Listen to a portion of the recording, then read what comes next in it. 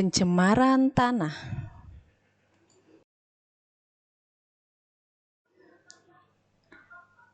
Kali ini kita akan membahas mengenai pencemaran tanah. Apa itu pencemaran tanah? Pencemaran tanah adalah suatu keadaan di mana bahan kimia buatan manusia masuk dan mengubah lingkungan tanah alami.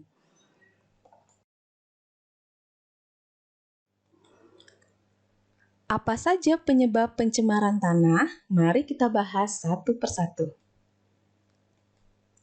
Yang pertama yaitu limbah domestik. Limbah domestik atau limbah rumah tangga adalah sampah yang dihasilkan dari aktivitas manusia. Contohnya ada pada gambar. Kemudian yang kedua adalah limbah industri, yaitu sisa-sisa sampah yang dihasilkan dari kegiatan aktivitas industri. Contohnya kita bisa lihat pada gambar. Kemudian yang ketiga adalah limbah pertanian, yaitu limbah yang berasal dari sisa-sisa aktivitas pertanian. Contohnya adalah penggunaan pestisida dan pupuk yang berlebihan. Lalu yang keempat adalah limbah pertambangan, yaitu sisa yang dihasilkan dari aktivitas pertambangan. Nah, di sini kita bisa melihat contohnya pada gambar.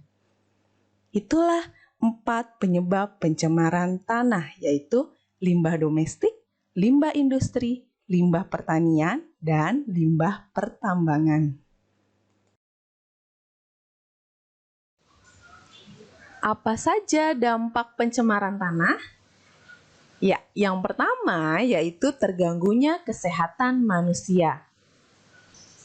Bagaimana penjelasannya? Mari kita simak.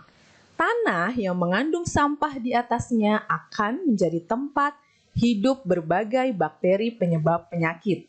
Zat kimia yang terkandung pada pestisida dan herbisida dapat menimbulkan penyakit kanker.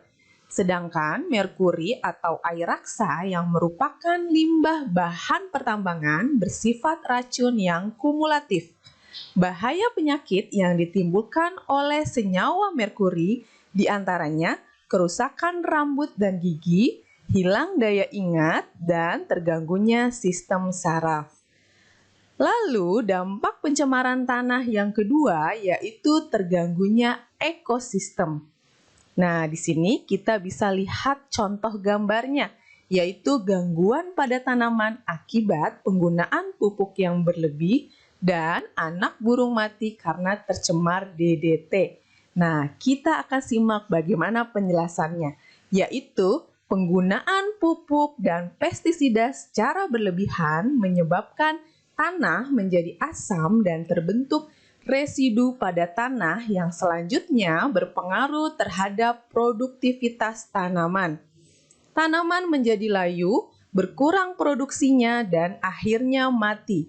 Beberapa jenis pestisida seperti DDT dapat memusnahkan mikroorganisme yang sangat penting bagi proses pembusukan, sehingga kesuburan tanah terganggu. Tidak hanya tumbuhan, DDT juga ternyata dapat memberikan dampak pada hewan. DDT yang mencemari bahan makanan bagi bangsa aves atau unggas ternyata dapat menyebabkan rapuhnya cangkang telur dan meningkatnya tingkat kematian anakan. Itulah dampak pencemaran tanah. Bagaimana cara pencegahan dan penanggulangan pencemaran tanah? Ya, yang pertama kita bisa melakukan daur ulang sampah yang tidak dapat diuraikan. Nah, ini adalah contoh dari hasil daur ulang. Lalu, langkah yang kedua, kita dapat memisahkan sampah organik dengan sampah non-organik. Nah, di sini kita bisa menyediakan 2 jenis tempat sampah, yaitu untuk sampah organik dan untuk sampah anorganik.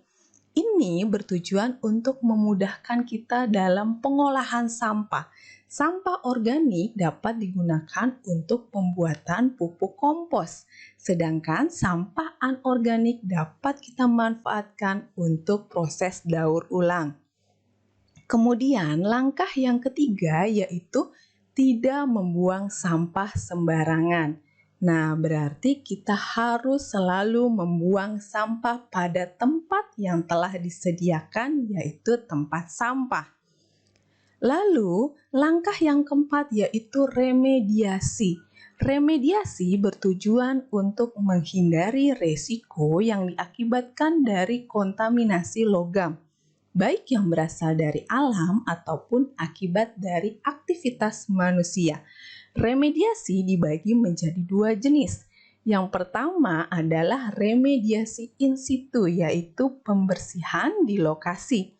Sedangkan yang kedua yaitu remediasi ex situ, yaitu pembersihan tanah yang dilakukan dengan cara menggali tanah yang tercemar, kemudian dibawa ke daerah yang aman. Selanjutnya, tanah tersebut dibersihkan dari zat tercemar dengan cara disimpan di bak atau tangki yang kedap. Lalu, zat pembersih dipompakan ke bak atau tangki tersebut. Setelah itu, zat pencemar dipompakan keluar dari bak, kemudian diolah dengan instalasi pengolah air limbah. Nah, ini adalah contoh gambar dari aktivitas remediasi. Lalu, langkah yang kelima, kita bisa melakukan bioremediasi. Apa itu tujuan dari bioremediasi?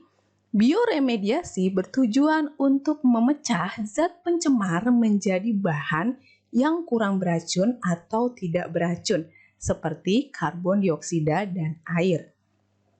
Proses pembersihan pencemaran tanah dengan menggunakan mikroorganisme seperti jamur dan bakteri itu adalah pengertian dari bioremediasi. Contohnya seperti apa? Contohnya yaitu bakteri pemakan senyawa hidrokarbon digunakan untuk membersihkan tanah yang tercemar oleh minyak bumi.